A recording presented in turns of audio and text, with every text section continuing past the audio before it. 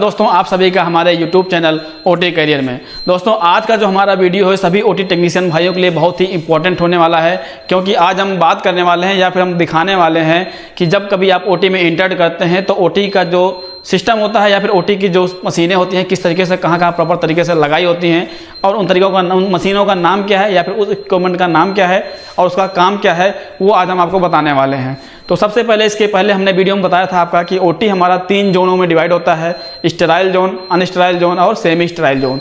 तो उन जोन को आप पार करते हुए जब आप ओटी के अंदर इंटर करेंगे, ठीक है, तो ओटी के अंदर आपको क्या क्या इक्विपमेंट दिखेंगे, आज हम उस इक्विपमेंट के बारे में बात करेंगे या फिर आपको दिखाएंगे कि किसका काम क्या होता है और क्या स्टेराइल पर्सन छू सकता है और कौन अनस्टेराइल पर्सन उसको हैंडल करता है।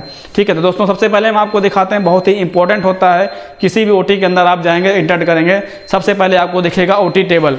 ठीक है, ओटी टेबल बहुत ही इंपॉर्टेंट है, ओटी टेबल और ओटी लाइट। ठीक है, ओटी टेबल कुछ इस तरीके से रहेगी आपकी, कई जगह पे ये मैनुअल हो सकती है, ठीक है, कई जगह पे ये आपकी इलेक्ट्रॉनिक हो सकती है, कई जगह पे आपकी ये हाइड्रोलिक हो सकती है और हाइड्रोलिक और आपका इलेक्ट्रॉनिक दोनों हो सकती है।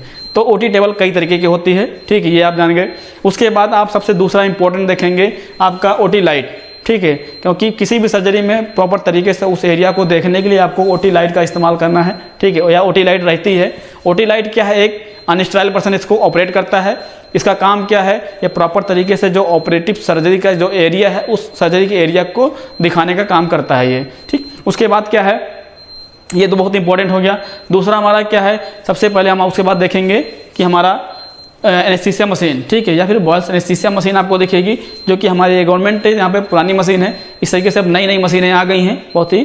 ठीक, उसके बाद ये क्या है, इस पर कुछ इमरजेंसी जो ड्रग होती हैं, ड्रग यहाँ पे रखी रहेंगी जो एनेस्थीसिया के दौरान इस्तेमाल की जाती है, या फिर जो इमरजेंसी ड्रग है उसका इस्तेमाल किया जाता है। तो इस ट्रे पे पहले से सजा के रखी रहती है। इसका तरीका क्या है, आप आते हैं यहाँ पे चेक करते हैं कि यहाँ प्रॉपर तरीके से रखा है कि नहीं रखा है, पूरी क्वांटिटी में है कि नहीं है। ठीक, उसके बाद सबकी एक्सपायरी चेक करते हैं, कोई मेडिसिन एक्सपायर तो नहीं है। सभी ओटी टेक्नीशियन के लिए बहुत ही इंपॉर्टेंट है ये। उसके बाद आप आएंगे कि आपके पास ये रहेगा क्रैश कार्ड रहेगा। क्रैश कार्ड में क्या है, आपकी जो मेडिसिन रखी हुई है, ठीक है, इसमें इमरजेंसी ड्रग रखी हुई है और इसमें ओटी में इस्तेमाल होने वाले सारे सामान रखे हुए हैं, जैसे सर्जिकल सूचर हो गया आपका, ठीक है, आपका सर्जिकल सूचर हो गया, दूसरा आपका एनाविन हो गया, स्पाइनल नीडल हो गया। ठीक, कुछ इस पर लिस्ट लगी हुई है, लिस्ट में सब कुछ लिखा रहता है आपका। यहाँ पे क्या है, सिरिंज हो गया, ठीक है, कॉपर्टी हो गया, या जितने भी आपको इस्तेमाल होते हैं ओटी में वो सारा सामान यहाँ पे रखा होगा। ठीक, इसको कहते हैं क्रैश कार्ड। क्रैश कार्ड में मेडिसिन जो इस्तेमाल हो रही है वो रखा रहेगा आपका। दूसरा क्या है, बड़ा सा ड्रम के लिए रैक रखना है। ठीक है, ड्रम रैक रखी है, आयरन की रैक होती है या फिर स्टेनलेस स्टील की, अधिकतर स्टेनलेस स्टील की रैक होती है। रैक पे क्या करते हैं, जब हमारा CSD से ड्रम स्टरलाइज होकर आता है तो यहाँ पे स्टोर कर दिया जाता है, ठीक है, जो कि स्टराइल रहता ही है। तो यहाँ पे सबकी जाली बंद करके यहाँ पे सारे जितने भी आपके सर्जरी में इस्तेमाल होने वाले आपके सेट हैं या फिर ड्रम है उनको यहाँ पे प्रॉपर तरीके पर रखा रहता है। इसको आप जब भी इस्तेमाल करेंगे, ठीक है, तो आप क्या कहते हैं कि स्टेराइल पर्सन इसके अंदर से सामान निकालेगा या फिर आप इसको क्या करेंगे, चिटल फोर्सेप के सहारे ही इसके अंदर से सामान निकाल के आप ट्रॉली पे रखेंगे। ये हो गया आपका।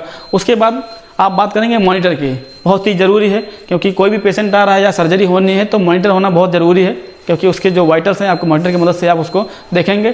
तो यहाँ पे मॉनिटर सभी ओटी में 1 मॉनिटर या 2 मॉनिटर रहता ही रहता है। ठीक है, मॉनिटर से आप उस मरीज का BP, पल्स ये सब मॉनिटर करेंगे आपका। ठीक है, तो मॉनिटर बहुत ही ज़रूरी है। ठीक, यदि आपकी आर्थो ओटी है तो आर्थो ओटी में आपको क्या मिलेगा, आपको वहाँ पे CR मिलेगा। ठीक है, ये हमारी गायनी ओटी किस तरीके से मेंटेन है, मैं गायनी ओटी के बारे में बात कर रहा हूँ, अभी दिखा रहा हूँ आपको, तो कुछ तरीके से मॉडिफाई है ये। ठीक, दूसरा क्या है, यहाँ पे दिखेगा आपको IV स्टैंड।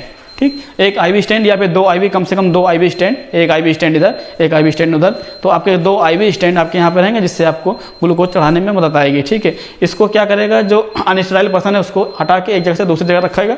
ठीक है, तो इसको अनस्टेराइल पर्सन ऑपरेट करता है। ठीक, ये हो गया। दूसरा क्या है, फुट स्टेप बहुत ज़रूरी है, ओटी के अंदर फुट स्टेप होना बहुत ज़रूरी है, क्योंकि पेशेंट ओटी पे बैठेगा कैसे, इस तरीके इसके लिए आपको क्या चाहिए, फुट स्टेप होना बहुत ज़रूरी है। तो ओटी के अंदर फुट स्टेप भी रहता है। ठीक, उसके बाद सबसे ज़्यादा ज़रूरी है यहाँ के अंदर कि आपका इन्फेक्शन कम से कम हो, या फिर यहाँ का जो वेस्ट निकलना है उसको मैनेजमेंट करने के लिए। ठीक है, यहाँ का जो वेस्ट है उसको एक प्रॉपर तरीके से कलेक्शन करने के लिए एक सही चीज़ होना चाहिए। या फिर एक रूल होता है BMW, उसके आधार पर यहाँ पे डस्टबिन रखे होंगे, 4 या 5 डस्टबिन रखे होंगे, ठीक है। ब्लैक वाला लेके 5 डस्टबिन रखे होंगे, तो वाइट वाला भी होगा, ब्लू वाला भी होगा, ठीक है। और हमारा रेड और ब्लैक सारे यहाँ पे सारे तरीके के आपके अंदर ओटी के अंदर आपका ड्रम रखा होगा, ठीक है, या फिर डस्टबिन रखा होगा जिसका आप इस्तेमाल करते हैं। BMW के आधार पर हमने इसके बारे में पूरा बताया है एक दूसरी वीडियो में कि कौन सा आपका कहाँ पे डाला जाता है, ठीक है। तो उसके बाद क्या कहते हैं, ट्रॉली, जिसपे आप सर्जिकल इंस्ट्रूमेंट लगाएंगे, सर्जरी के लिए आप तैयारी कर रहे हैं, प्रिपेयर कर रहे हैं। आपके पास कम से कम 2 ट्रॉली होगी, जिसपे आप एक पे इंस्ट्रूमेंट लगाएंगे, ठीक है, दूसरे पे आप लिनन लगाएंगे। तो बहुत ही ज़रूरी है 2 ट्रॉली कम से कम आपके पास होगी, इंस्ट्रूमेंट ट्रॉली कम से कम 2 ट्रॉली आपके पास होनी चाहिए, जिसकी मदद से आप सर्जरी से पहले तैयारी कर लेंगे सब अच्छे से उसको, ठीक है।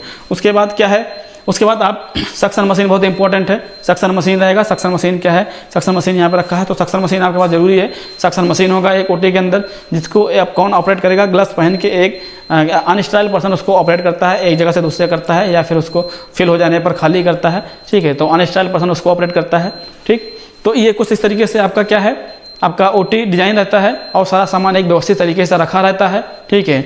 और उसको ऑपरेट करने के लिए, एक जगह से दूसरे जगह रखने के लिए अनस्टाइल पर्सन, क्योंकि जो सर्जरी परफॉर्म होती है उसमें स्क्रब अनस्क्रब दोनों तरीके के लोग इस्तेमाल होते हैं, ठीक है। सर्जन स्क्रब रहेगा, ठीक है, ओटी टेक्नीशियन या वार्ड बॉय, इस तरह के जो लोग हैं जो सर्जरी में स्क्रब नहीं है, वो अनस्क्रब हैं, तो वो क्या करेंगे कि एक नॉर्मल ग्लव्स पहन के पूरे ओटी के कहीं भी जो भी सामान है इधर से उधर आपको उसको मेंटेन रखते हैं या फिर उसको सही से व्यवस्थित रखते हैं।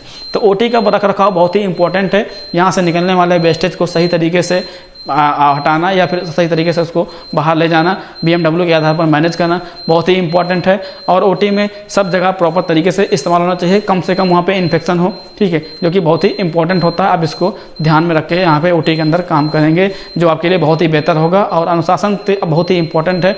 और यहाँ पे सभी ओटी टेक्नीशियन भाइयों के लिए यही है कि वो अच्छे से ओटी के अंदर आएँ, तो सबसे पहले कम से कम वहाँ पे इन्फेक्शन होने पाए, ठीक है। कम से कम चीज़ों को छुएं, वहाँ पे जो ज़रूरत है उसी को टच करें आप, क्योंकि जो भी आपका वहाँ पे इन्फेक्शन का जो सोर्स है वो आपके बाहर से आए हुए हाथों का सोर्स ही रहता है। तो यहाँ पे अपना बीटाडीन वगैरह से आप हैंड वॉश कर लेंगे हैं, उसके बाद आप यहाँ ओटी के अंदर आते हैं, अपना प्रॉपर ड्रेस चेंज करके अंदर आएंगे। तो कुछ चीज़ें आपको याद रखनी होती है कि आप ओटी के अंदर जब भी इंटर करेंगे तो आप अपने कपड़े चेंज करके आएंगे, कैप मास्क आप पहन के आएंगे, जो आपकी इस तरीके से ओटी के अंदर आने का तरीका है ये। धन्यवाद दोस्तों।